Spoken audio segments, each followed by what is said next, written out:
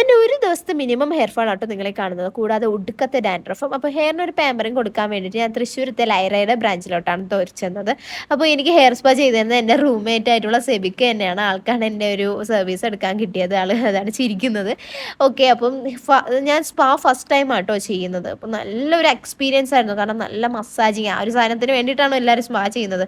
അപ്പോൾ എനിക്ക് നല്ല പോലെ ആൾ മസാജൊക്കെ ചെയ്ത് ക്രീമൊക്കെ അപ്ലൈ ചെയ്തിരിക്കുകയാണ്. ജ്യൂസൊക്കെ കുടിച്ചതിന് ശേഷം ആ ഒരു ക്രീമൊക്കെ നമ്മൾ വാഷ് ചെയ്തിട്ട് ജസ്റ്റ് ഒന്ന് ബ്ലോ ഡ്രൈ ചെയ്തിടുന്നുണ്ട്. ഇപ്പോൾ ഇത് ചെയ്തതിന് ശേഷം എനിക്ക് റിസൾട്ട് കിട്ടിയിട്ടുണ്ടോ എന്ന് ചോദിച്ചാൽ എൻ്റെ ഡാൻഡ്രഫൊക്കെ അത്യാവശ്യം കുറഞ്ഞിട്ടുണ്ട് കേട്ടോ. അതുപോലെ തന്നെ ഹെയർ ഫോളും അത്യാവശ്യം കുറഞ്ഞ പോലെ എനിക്ക് തോന്നിയിട്ടുണ്ട്.